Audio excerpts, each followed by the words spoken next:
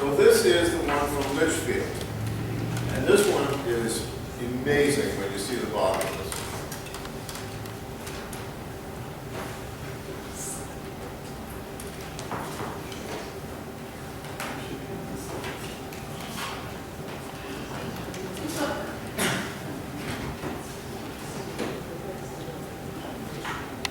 So,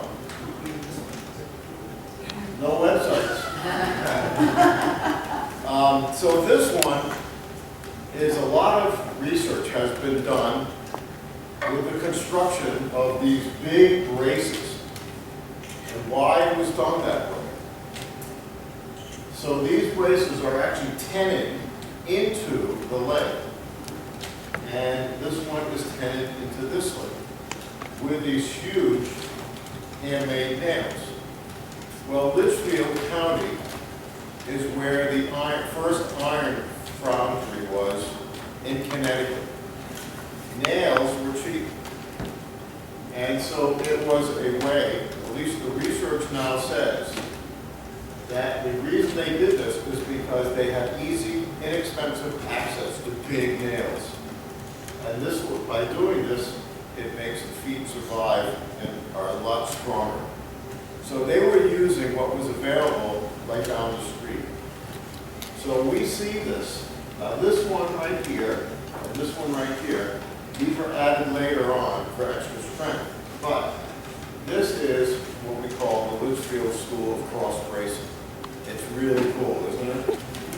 And in fact, we had this at a chest once, at a show once, and no one liked it. And we actually exhibited it upside down because we think this is the real fun part of it.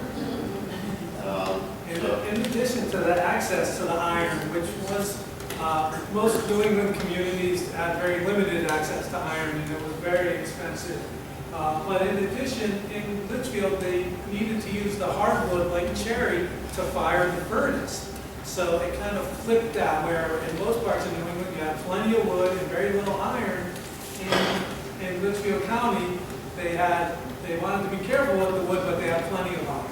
So it was that kind of interesting transition that a lot of them were kind of inspired them to use this cross bracing, which surprisingly uses less hardwood than it does a traditional construction of a foot. So is the cross bracing what's the wood? The cross bracing is a hardwood. I think it's cherry as well. It might be maple, but it is a hardwood, but it's less. This piece is old. Yeah, the back pieces are oak. I think the front might be cherry as well. So is that, you just said that's unique condition? Yeah. Yes, that's unique to Litchfield I County. mean, just a nail. That's right. The cross bracing is the use of these big nails. And these big nails actually go through the bottom board and are peened over on the inside of the chest. So that's a really secure construction. Design-wise, it's important to look at these feet. Again, probably hard to see from this angle, but the use of the ball and claw feet and the round ball is an influence of New York and New York furniture. So that part of the state, Litchfield County, you see elements of New York furniture being adopted by cabinet makers in Litchfield County. You don't see a lot of New London County furniture with New York features. So again, those kind of regional elements, you're taking from what's around them, but this design of the foot is a very kind of classic New York design. And we never find this type of bracing anywhere else, only Litchfield. The apprentice who learned how to do this in Litchfield didn't say, when he went down to New London cabinet makers, said, hey, I know a really good way that we can do this. They didn't want to know, because the nails cost more in New London County than they did in Litchfield. The cabinet maker who was a master of the shop said, I'm not paying a penny for these nails. We don't need to. So you'll eventually see other ways that feet were attached in the next two chests. How much do you think this chest sold for on this knee? You know, that's an interesting, right back. Well, while he feels to get his answer, I'll give you mine. at that time period, it was the barter system. So this was a valuable piece of furniture, and it would probably take the cabinet maker, they were working in teams, maybe a month or so to make this piece of furniture, maybe less because of the division of labor within the shop. So what's equal to a month's worth of labor? A cow, 10 chickens, whatever it was. But my estimate, and the value of money was fluctuating a lot too. Arthur got a pricing book that was published. Most even Hartford, most major cities, the cabinet makers would get together and agree on the price of certain types of furniture. So a little bit of collusion there. They would all say this chest is going to be worth $10, $20. I was just looking at it, inventory, and a candle stand was valued in 1780s at 8 pounds. So the candle stand's 8 pounds, so the chest is probably double that, 16, 20 pounds. But in a way, that's irrelevant. And the money wasn't, that was a valuation, and the real value was in what you could get for it, goods and services. A dozen eggs for a month. That dozen eggs for a month. Arthur has a story about firewood, where they would, someone traded 30 cords of Yeah, firewood. my father once, many years ago, had a journal where it identified that the buyer was buying a brass dial tall clock from a fellow who cut firewood. And he was trading the brass dial, brass movement clock for 40 cord of wood. Now think of what 40 cord of wood represents. Before chainsaws, before trucks, this was all ox-driven carts, and that was all by axe and saws, 40 cord of wood for one tall clock. That puts it into perspective. And also to go along with that, my father had a very great friend, a fellow by the name of Bill Warren. William Warren was one of the great historians. And he once told us at dinner that during the Boston massacre, that was not the biggest thing on the minds of the people living in Boston at all. It was trying to stay warm. They had to go 40 and 50 miles outside of the center of Boston to get firewood. Now think about that. And so that was the way that they just was staying warm. Because Boston had already been in production for 100 years. There was nothing left. Building houses, building ships, firewood, everything, furniture. There was literally nothing left.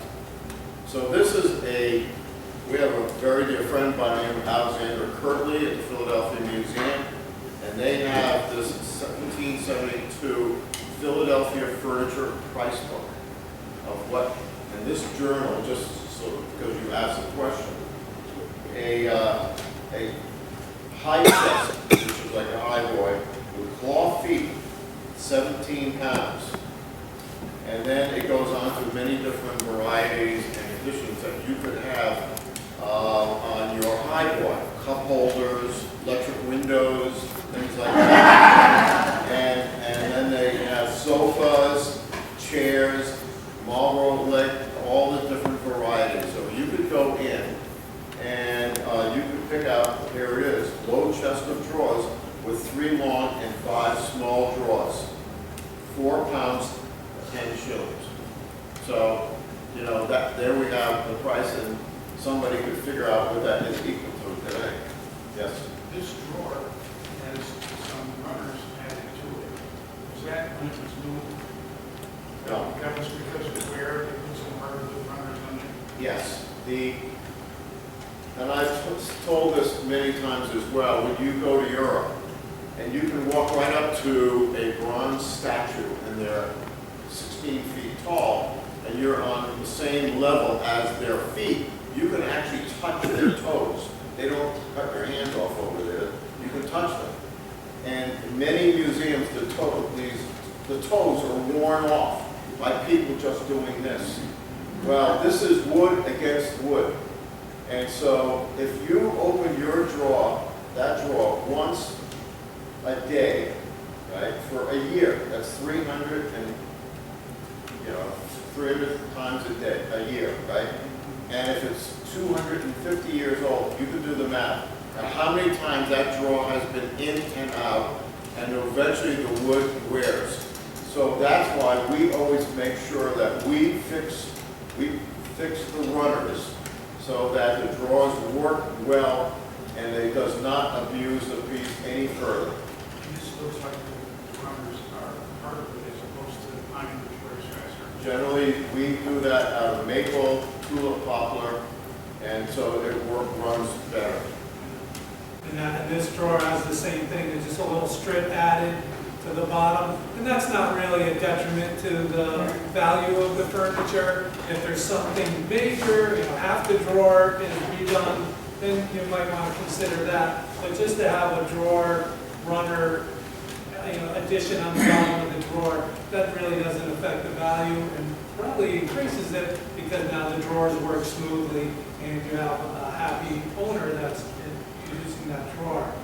So I just wanted to show this is the eastern white pine that's used as the secondary wood in Litchfield County, and that's very popular for that area, very common for that area to just have eastern white pine.